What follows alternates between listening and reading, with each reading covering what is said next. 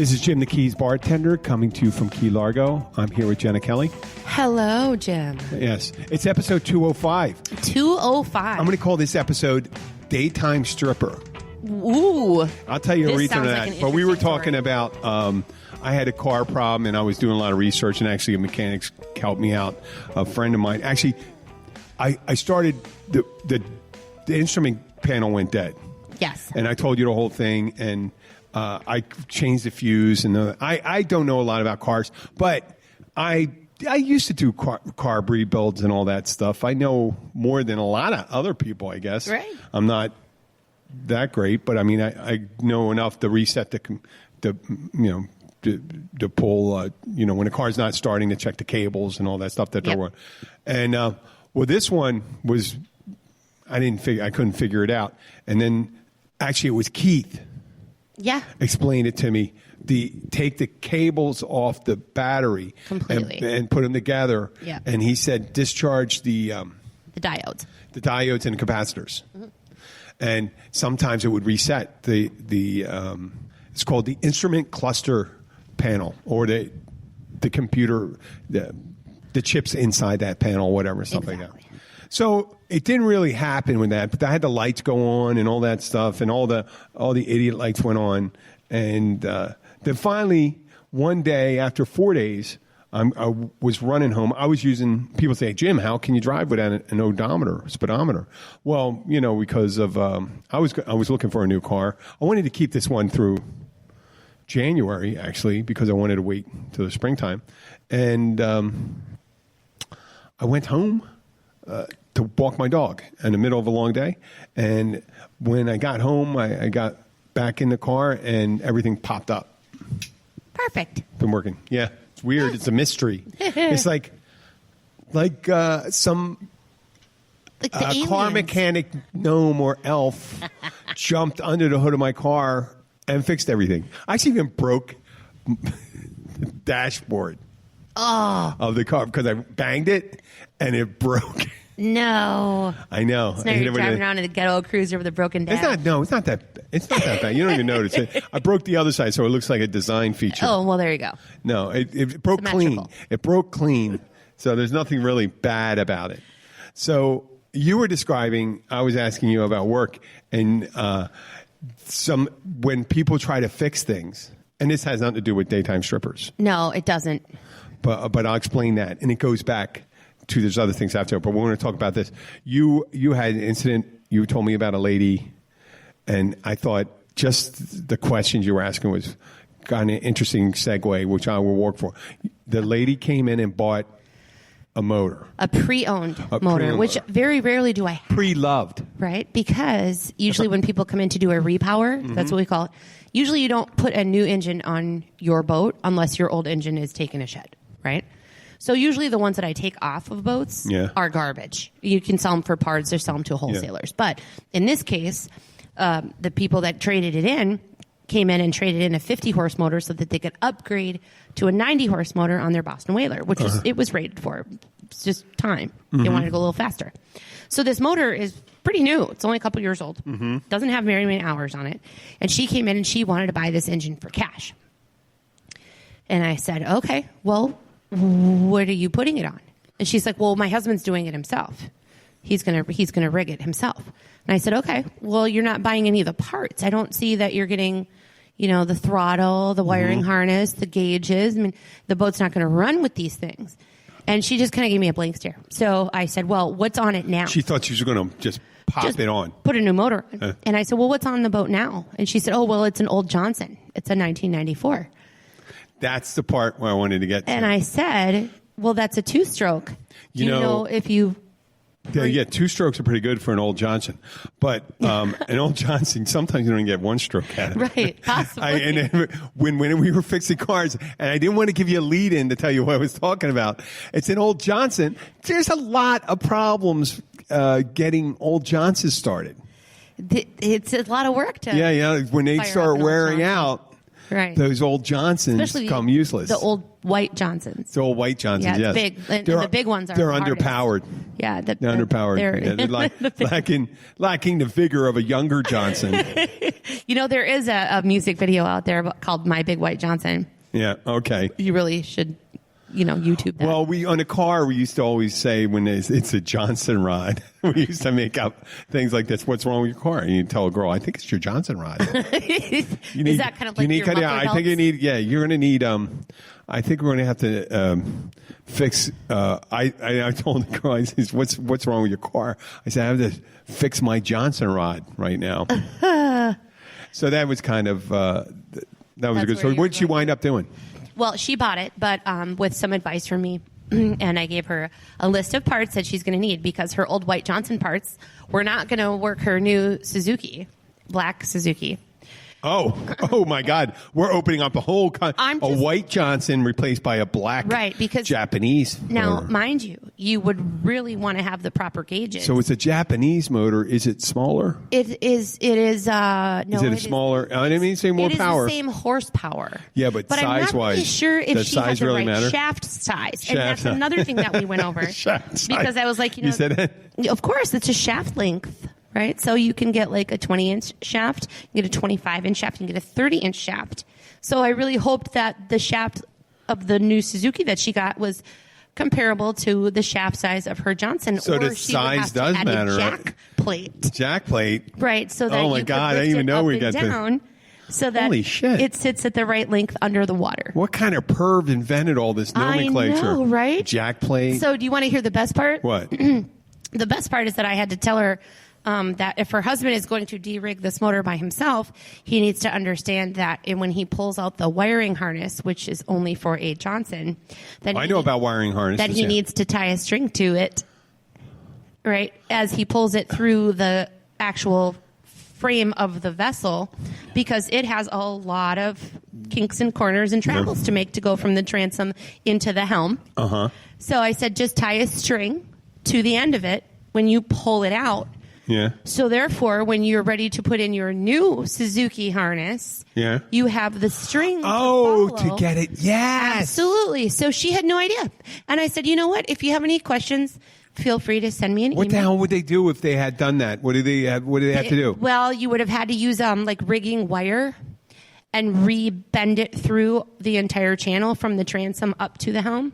And then, it's. Is there a way to jury rig it and just lay it in along the inside? Well, you couldn't. Otherwise, you'd have to pick up the floor, right? Because if you look at a boat, right, the rigging tube comes out by the transom and it hooks to the engine, and then you don't see any of those wires at all. They go up into the inside of the helm and up underneath where the gauges are, up underneath where all that hidden. Was a good. Right? So I told her to tie a string to it, tie a rope to it before you pull out the old harness, because then you can use that same rope to feed through your new You think harness. she pulled a string onto her husband's Johnson rod and this is what I'm saying. Right now? So she needed to put a string onto the Johnson harness. Johnson harness.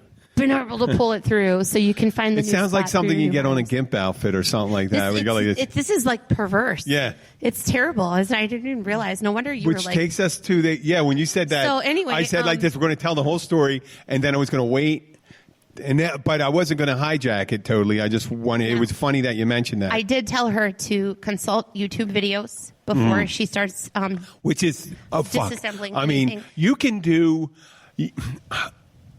I know YouTube videos. They make jokes about it all the time. I watched the YouTube video. What was the commercial last year? I did stay at a Holiday Inn Express. Well, I did watch a YouTube video. I mean, if you do your Wikipedia research, read your manuals, go over how a specific task is to be done on a specific model, make a model of a vehicle or a boat, they can walk you in step by step. And there's obviously there's certain techniques and there's finesse with handling certain tools. And I'm not even getting to that innuendo part. I'm talking about the finesse of being able to do something. Like, I remember I told you a story about me changing a fender. They didn't have YouTube videos when I did back in college. I had a 1980 AMC Levi Edition AMC Hornet. Nice. Yeah, it was white with a Levi interior. And not a really good one, Didn't even use a good denim. They didn't use real Levi's? They didn't. No, it was real thin kind of upholstery. Yeah, it looked. Yeah. thin, and look, I'm pissed. But I bought it. I bought it for $200. That sucker lasts for a long time. My brother crashed it into a wall of the base of a bridge. Ouch. On the Schuylkill Expressway after one icy thing. He was going on his co-op then, and he brought it back, and the front left side was crumbled. So I went to a place in Philly called Jimmy's Used Auto Parts. They had this old jingle. I still remember the jingle. If you want to play the thing, this starts, come to Jimmy's Used Auto Parts. And they had a commercial thing. So you go there, and I asked for a fender, and the guy gave me a fender, and I said, give me a bumper too. And it was like $30. Yeah. Which was a big outlay for money for my vehicle that cost $200. Yeah. So I go, fuck, I'm going to have it. And then it's green and a white thing. I ended up spray painting it.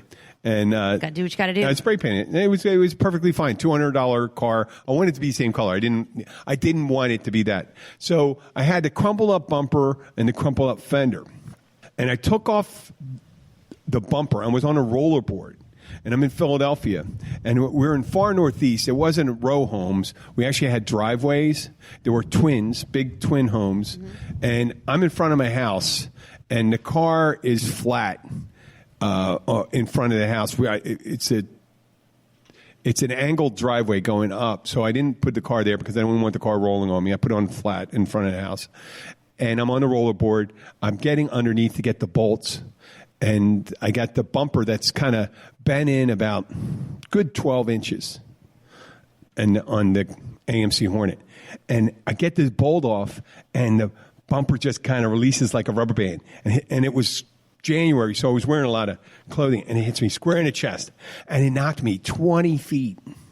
Rollerboard, okay. Rollerboard right there. Mechanics, that's called a creeper.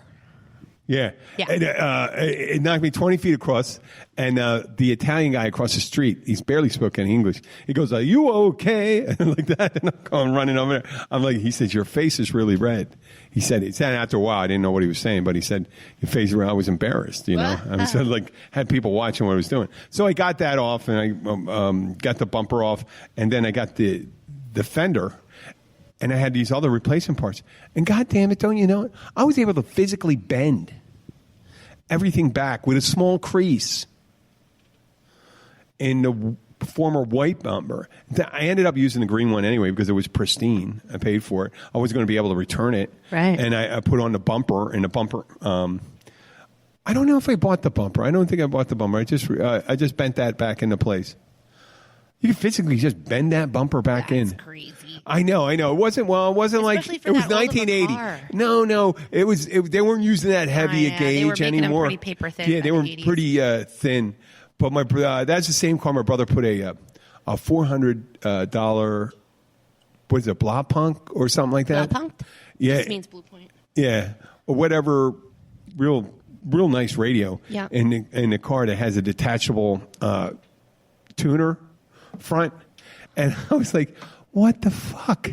Ted, one time the guy ended up breaking a window. I replaced it. Well, I was able to replace windows too. Broke the rear window to steal it. I said, Ted, you just take that piece off when you go in there. But they broke in. I think they broke in to steal the radio. And had a shitty AMC or whatever radio you used in there before. But unless you're going to replace the speakers, yeah. Why the hell are you replacing the radio? Because it's only good as the speakers that are going out. True. So yeah, that car, and then eventually, what happened to that car? I don't know what happened to it. I think I ran over a industrial ladder with it on I-95. Jeez, fell off of somebody's truck, huh? Fell it off someone's truck, and I ran across it. It was perpendicular. Yeah. So I didn't run over it. The thing. Twice. Yeah. Yeah. And that was that made it through that too, and it also I did a spin out in it, and it recovered it on the I-95 at around like 70 miles an hour. Yeah, that was the scariest car I ever had. So I forgot to tell you the dirtiest part. What? That when I had to explain to her that when you go from a 2-stroke to a 4-stroke, if you're using a premix in your fuel tank, that you will have to call the pump out guy. to pump out all the old fuel. So Oh, yeah, you had to clean that out. I told her that You have to clean it out, too. You have to run something through. you have to clean it out and run fresh fuel through it. Yes, because you have to, premix. Obviously, you're adding your 2-stroke oil to the gas. I heard a story of people when we So replaced I told her, I said, diesel "When you need a engines with pump out, let gasoline me know. engines. I'll give you Gasoline with diesel engines. That's the one thing. Every so often you hear it's the one thing they did not decide to. Which is kind of funny, considering that's a rather intricate job to do, because you have a whole different ignition system, glow points, and all that stuff. Glow plugs, yes. Glow plugs. Well, now they don't have them anymore, but they used to. No, but I'm talking years ago, and then they wouldn't change the fuel out in the tanks, and then they. Yeah, and then you detonate your gas engine. Yep. Yeah, or vice versa. But They had this thing. What would you call that? You spray that into your carburetor. What was that stuff that guys used to spray in their carburetor? It was almost just like to blow the shit out of their ether. Yeah, that was scary too. Oh, it's just the kind of shit. That's the shit we used to do. I'm Nowadays, a carburation monster. I like carburation and I like DC. keep on talking. I'll get a replacement right here. Yeah. Oh, So you see what I did, right? how funny. Did I see what you did? What did you do? I got this. He's talking off mic. He said, I brought something. He's opening his bag. He is During the hurricane. during the had- hurricane.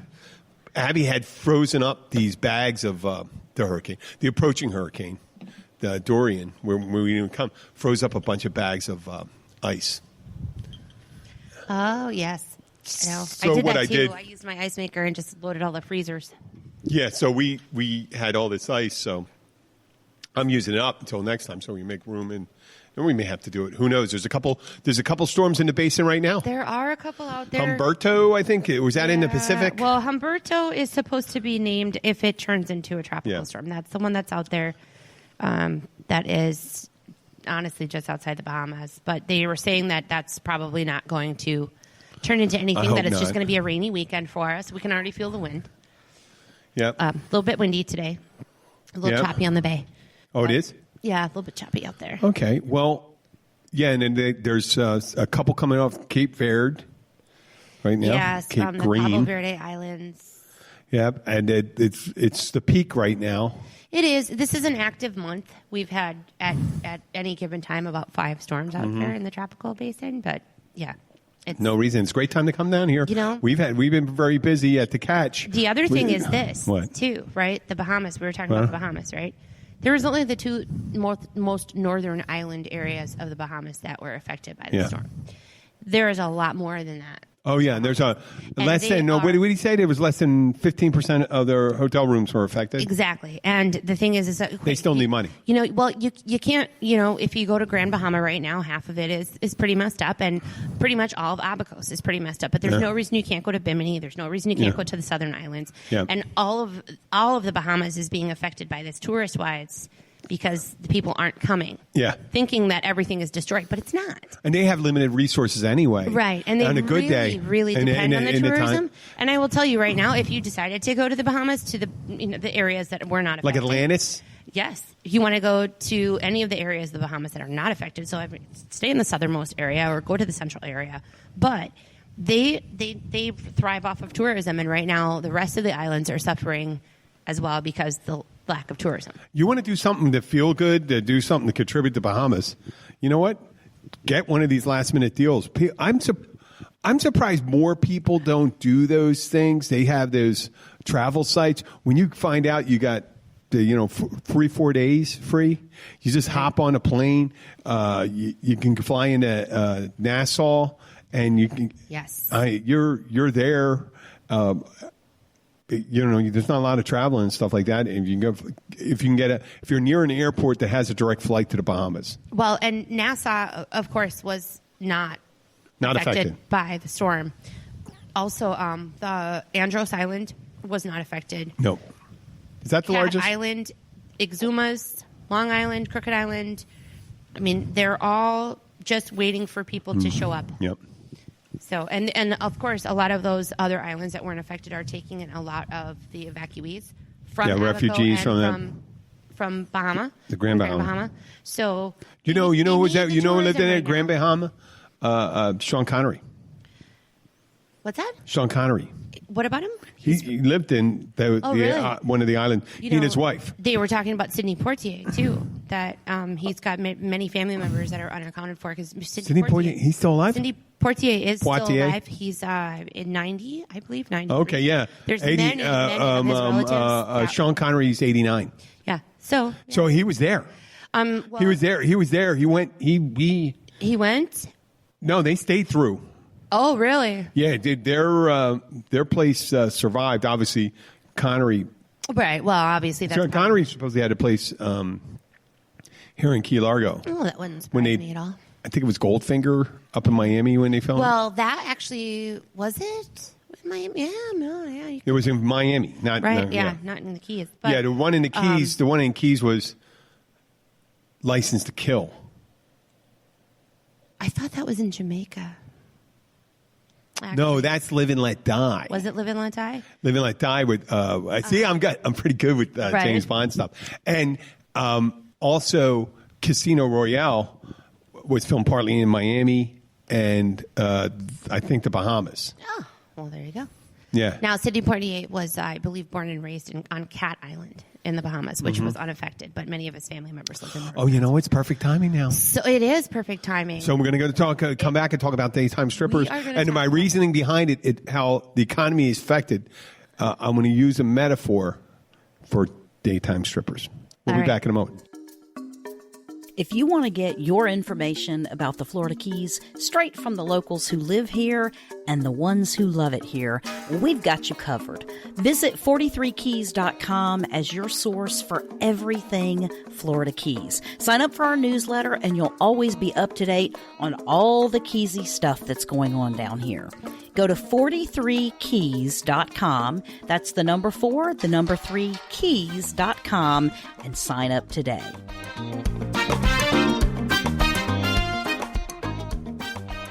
Hi, we're back, and back to the episode we called 2005. 2000 again? 2000 again. We jump ahead 205. Jumping into the future. I like to insert a big zero when I'm. I guess you just like to add an extra zero. Extra zero. Just I'm a Y2K. I don't know if that necessarily, but daytime strippers. I was reading today how. Food delivery apps and companies, $200 billion business in the United States. Oh, I'm sure. They're not necessarily generating that type of income, but they're generating that type of investment. People that are willing to, the amount of business. And it's similar to the business model of Uber. And we mentioned on a previous show that how it's bad for restaurants, but restaurants feel they have to participate, otherwise they miss out. Right. So the metaphor with the daytime strippers, if you're a strip club, right, and you don't want to just be open 6 to 2, you want to be open in the daytime, you have to service the people that come in the daytime. And when I call it a daytime stripper is not necessarily, my apologies if you're not one of them, are not necessarily the youngest, most attractive strippers. They're usually ones that have been around the block a few times. Yeah. Is this kind of comparable to daytime bartenders? It is similar to daytime bartenders. But you know what? With daytime bartenders, because it's supposedly the idea behind it, you got to, if you're working nights, you owe your boss coverage, because you can't just be working the biggest nights. Now I have the people I work with that only work a big night, and they lost a band night. One of the people I know, and they said, tough shit. You know what I mean? Yeah. You know, because if you can't make your night big. You know, and on the biggest night, sometimes they got more bartenders, you make less. So if you're a good bartender, you can handle the bar yourself and stuff like that, then you can evening, you can make a go in. And some daytime, sometimes I make about 70%, 75% of what I make at night. Right. And it's a set time you're out, a set time you're in, and a set time you're out, because you come in when it opens and your shift change comes in.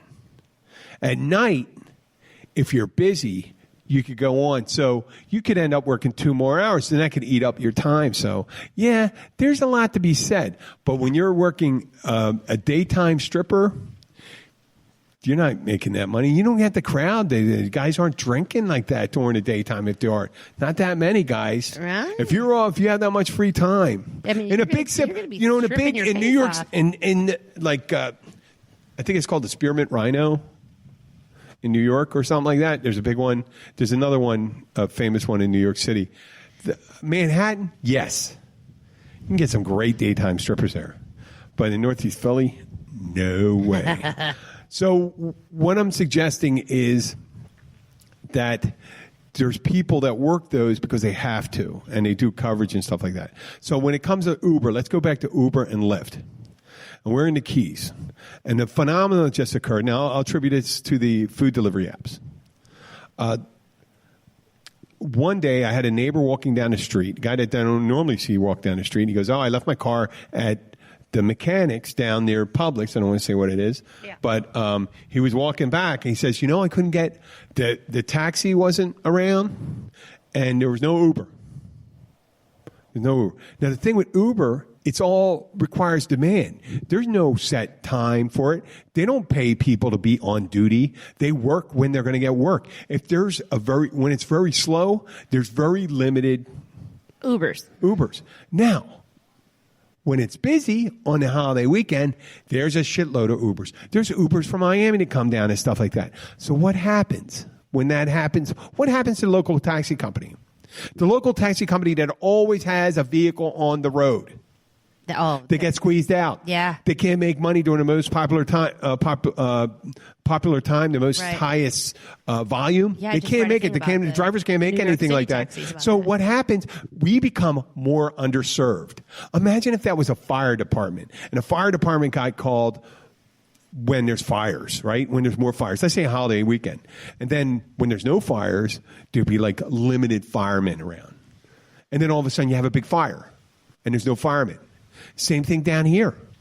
Right. You have a need for taxi service. That's why in New York they treat it like a public utility. Well, they have to have that. They have to have these. I'm going to throw this away. They have to have these. It's part of their network transportation system. But did you see that article today about New York taxis? What? About how there's a lawsuit that they're planning on, an investigation, all this stuff, because they have to apply for a medallion. Yeah, $1 million. $1.7 million for somebody. Oh, 1.7. $1.7 million for somebody that makes $30,000 a year, and they're interest-only payments, and half of those people don't speak English as a first language, and they are signing documents. They can't. They're, what did they say? 30%. Oh, and then now, drivers are filing for Uber, bankruptcy. and with Uber and stuff like that, they can't compete and stuff like that. Why?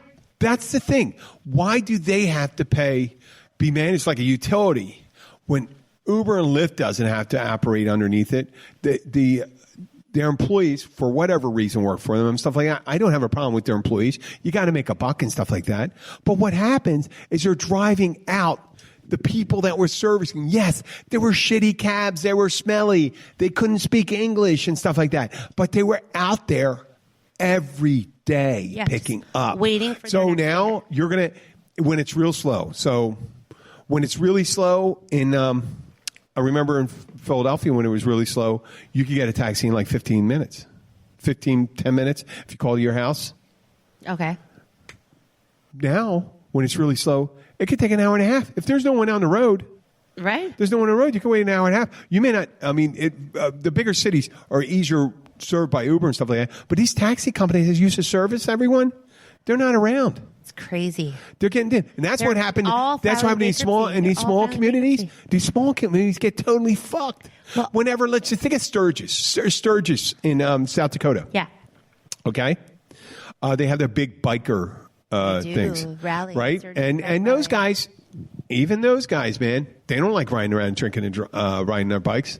So they need to get taxis and stuff like that. I bet whatever Uber driver is within 100 miles is in Sturgis Making the money. But there used to be probably a guy that lived there that had his own little cab company. Right. That used to drive around, and he's not making dick now. And he's got ran to out of cut. He's getting some dickhead coming in from 100 miles away. He's coming in undercutting his prices. Yeah. And the time when he used to make, maybe 35% of his income, now he's down to 5%, Which 10%. is like, kudos to Uber and Lyft because they had figured out a business plan and they followed through with it and they're making a ton of money. It's what? Horrible. It's a shitty business plan, like I said. Because just like what's going to happen with the we'll go and explain this one with the pharmaceutical companies when it came to opioids. Because there's big lawsuits now.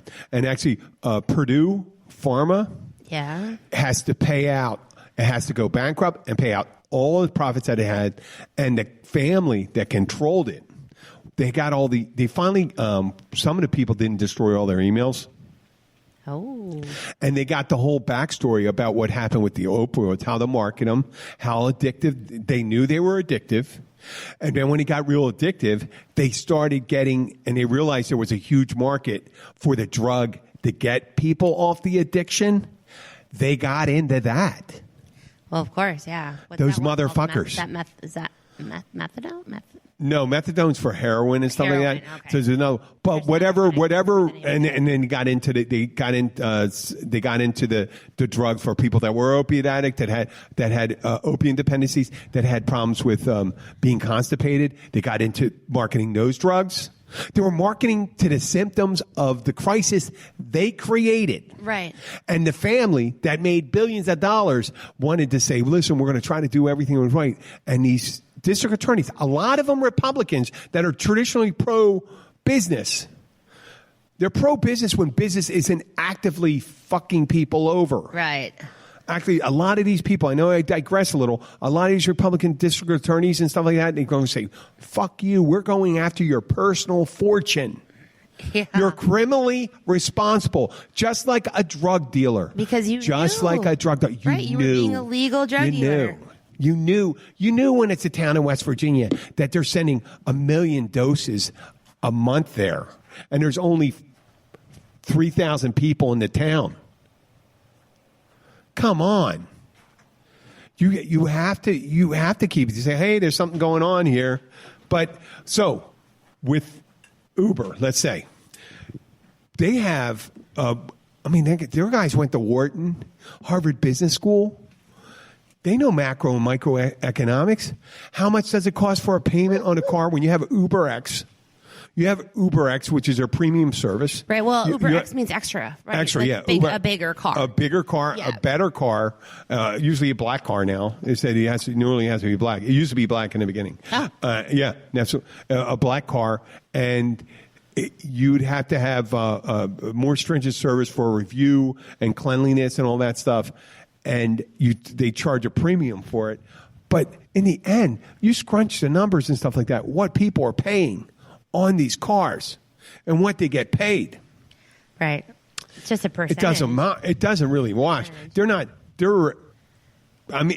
the end, it's just like these shopping apps. I told you I had that company, the delivery for the keys, and I was charging a premium.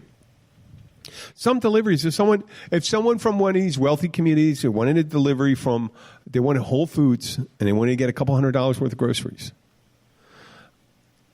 I go up there and shop, and it's a pain in the ass to shop. Right. These people are doing it now for $8 an hour. Right. And they're driving, and it's stressful, and they're getting shit for it. And their own vehicles with their own car insurance. With their car insurance and stuff like that, making minimum wage, maybe a tip. And some of these companies, which we did, I don't know if it was Grubhub or another one, but the credit card tips was being used to defer the wage. Yes. It wasn't being used as it was intended, as a tip to the driver, where this was a supplement to their wage. That's what a tip implies. This is on top of it. Yeah. This is not something that goes through the hands of the employer. It does have to go to the hands of an employer. If you're going to accept credit cards, you're going to have to accept the thing. An employer sometimes used to say, and we had this discussion on the podcast before, some of these people want to charge the processing fee to the employees. Right. For the 3%, the 4%. Yeah. Well, if they get and especially when people tip really high, And they said, well, we got to pay over more. I said, do you realize what you're saying is because you provided, as an employee, provided premium service to someone who inspired them to tip you greatly. You're going to penalize me for excellent service. More of my... Take my money from a person that has money to spare. Now, that's the thing about credit cards. American Express is a premium service and stuff like that, and there's a reason why we take American Express. There's some places that are popular enough, they don't take credit cards. And we know one down here. Yes, we do. The Caribbean Club. Yes. They do not take credit cards. Nope, there's an ATM in the corner. The ATM, take that. And I tell you what, you're going to pay a fee when you go to that ATM as well. It's fine. Or you could just, Or just bring bring cash when you go to. Right. Yeah. Yep. That's just the way it is. That's the way it is. Now, you know what? Maybe if people said, hey, if we're a restaurant, we're going to call them the cash only. Right. The cash instead of the catch. Yeah, the cash. It's all cash. We're going to keep our prices back. We're going to hold our prices for 5 years. Same price. But we're not going to accept one credit card. Right. Yep. Well, the other thing is, too, is that when someone tips on a credit card, right, then there is no denying of the dollar amount of what that tip was. Right? So let's say somebody tipped you $10, and then your boss is going to take... Well, not this one. The cash gives you everything. The cash gives you... They give us everything, and they give it... And let's say to the credit. They give it to us. They give it to us that night. Right. There's a lot of restaurants out there that collect them. There's a lot of them that pool them. There's a lot of them that take them and decide how much they're going to give. Right. Which is some fucked up shit. But, for example, let's say you work for one of those restaurants that does that fucked up shit, and you got tipped $10. Yeah. And then they're going to charge you back the 3% credit card merchant fee. 30, yeah. Right? And then, on top of that, they're going to report that $10 extra to your income. Yeah. Which, because you're a bartender in this state, right, you're not regulated to be paid minimum wage. You might make $3 or $4 an hour, possibly, right? So now... I do better than that. Right? But now your tips are being accounted for on the credit card bill, therefore you're being taxed on your full tip as well. I mean, the reason that that whole minimum wage doesn't apply to it's a wink and a nod. Right. Because if you're not going to provide an income, a living income through your payment, then you've accepted that this industry is somewhat exempt. Exempt. I didn't say exempt from paying taxes. Somewhat. They have to report. Mm-hmm. And if they say you got to report 100% of it, what are you going to get? Well, eventually, it's going to fucking... McDonald's is going to eventually one of these fast food places, you are not...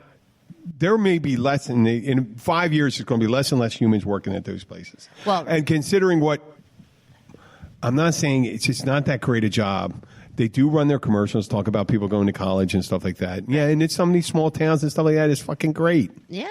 They got these scholarship programs and stuff. There's a lot of them that work there for their entire careers. Mm-hmm. They start there in high school as a part-time job, and they finish out. They retire at 65 from friggin' McDonald's. Like some of those. Corporate, right, McDonald's corporate. Right. I mean, there is a company. There is a company in. I'm not tooting the horn of my local state, but there's one called Wawa. Mm-hmm. You heard of it? Well, yeah, they're starting to open Wawas down here. You know about their profit sharing company? They are a profit sharing company, much like Costco. Yes. And Costco has been very successful.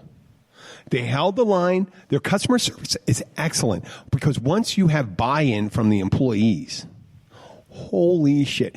Kathy and Paige do that pretty much at where I work.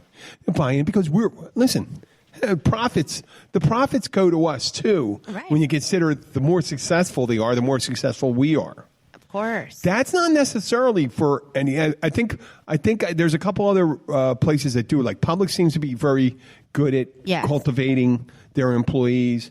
Yep. Down here's a local supermarket. Plus, they're in the Meat Cutters Union. Yep. Okay. Everybody that works at everyone that works here. Everybody that works at a grocery is in a Meat Cutters Union if they're part of the union. So a lot of the little mom and pop, little tiny grocery stores like Fairways and stuff like that. Some of those aren't. But if you have a butcher shop, Yep. a legit butcher shop, you have to be in the meat cutters union. Wow. Yep. I guess that's just a food safety thing. It is. Would you want anybody, dispensing? Oh, well, if you ever read the book The Jungle by Sinclair, it was written in the early 1900s. It was about the meatpacking industry. Ah. And it was horrible. And then when it came out, people realized the working conditions they had, the food safety, how their food was being handled, the amount of vermin that was present in their processing plants and things like that. I wish my sister was here for this conversation right now. No, but what knows happened? so much about food service. It changed the industry. Yeah. Because people had no idea. They had no idea. It's just like when human trafficking came around. And people say, well, when it came around, human trafficking has been going on forever from the invention of slavery. But that's what human trafficking is, that you're taking advantage of someone to do that. But where were we at this point? I have to tell you something, though, that I know on an inside track. Yeah. So I know a commercial truck driver, right? And that specific commercial truck driver was a owner-operator and basically drove his own semi. And then you just use other people's trailers, like a van trailer, not a flatbed trailer, but a van trailer is something enclosed. And then there's reefers. They call them reefers right? Like refrigerators, right? So I knew a trucker, still know this trucker, that hauls reefers for Taco Bell. Taco Bell. Okay. And they have other affiliates as well, aside from Taco Bell. And was one time stopped by DOT, and the trucker has to carry a package that has the key to the lock of the reefer, right? So when they were inspected by DOT to make sure that there was nothing, inappropriate being hauled in this refrigerated vehicle, frozen actually vehicle, opening it up upon inspection, there was sides of beef hanging from the top of the trailer, right? And when they shined the light inside to show all of the frozen sides of hanging beef heading to Taco Bell. Yeah. There was gaping holes, like drilled out holes, like if you were to take a hole saw and drill right through these sides of beef. Absolute holes. Yeah. Where it looked like polka dots.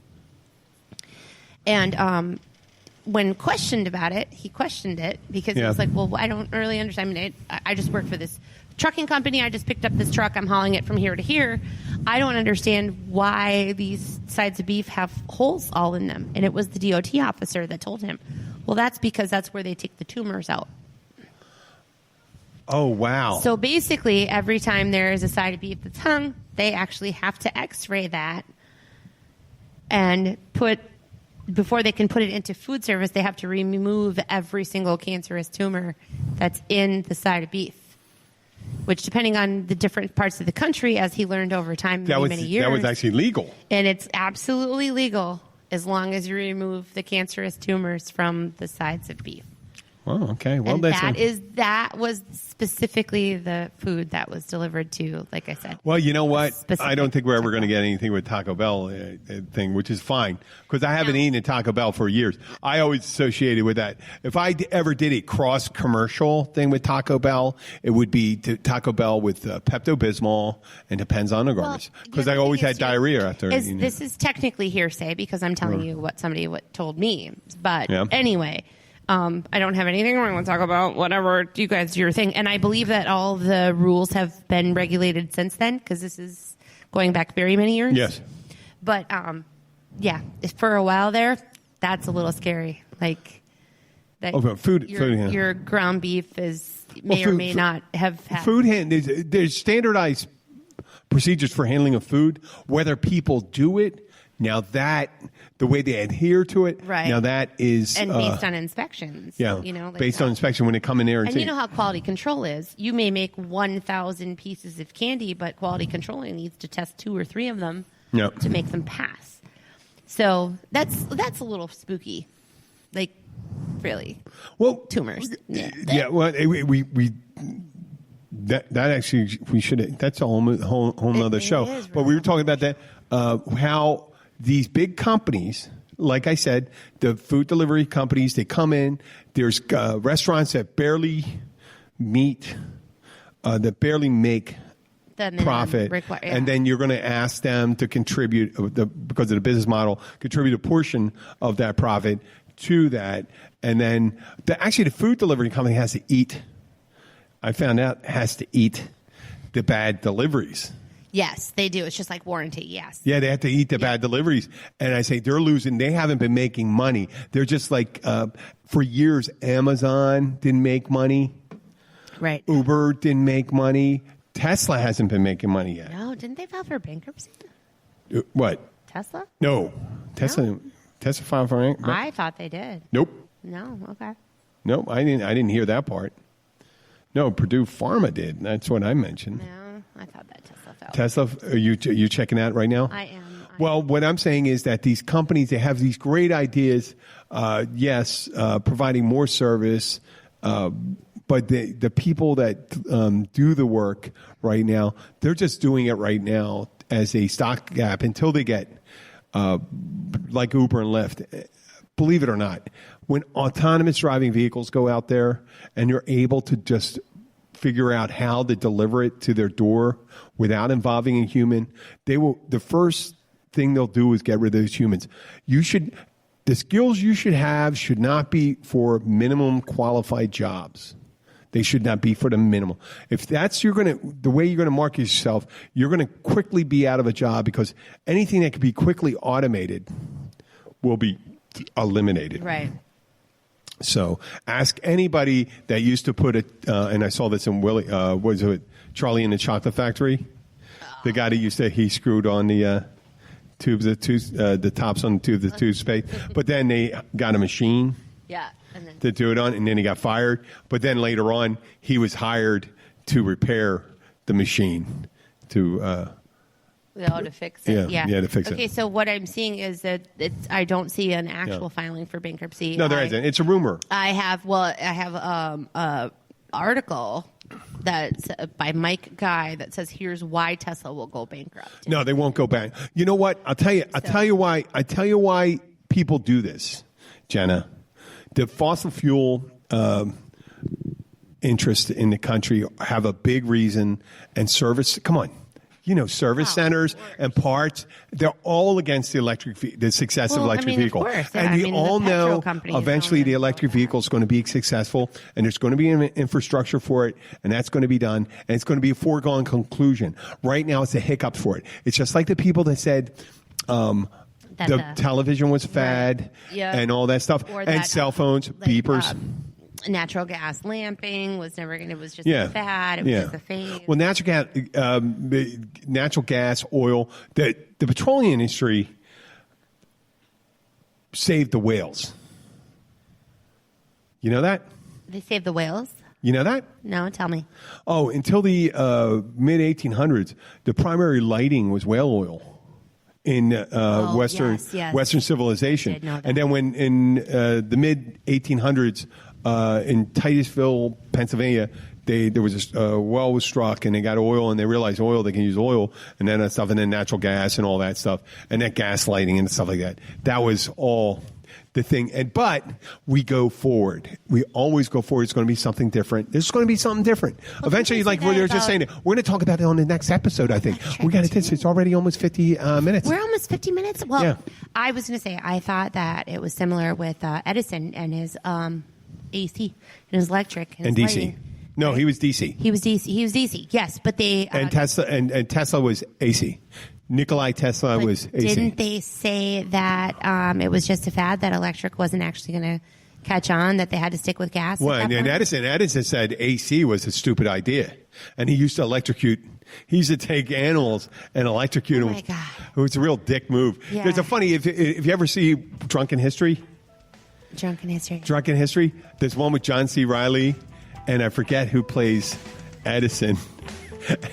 Or they get a drunk guy who's either a historian or someone that's a fan of this historic episode, tells the story to get him drunk, and they have the drunk person doing the narration, and the actors acting it out, but they're the voice. Also, it's hilarious. The one Will Ferrell is Lincoln. and Don Cheadle as Frederick Douglass. Don Cheadle Oh, cracks my me God. up. It's awesome. Okay. Well, listen, I'm going to thank you. It's 50 minutes here. We're going to take a look. 50 minutes. We have 50. Episode 2005. 2005? Unheard of. We'll be back. All right. Bye. For 2006. Well, yes.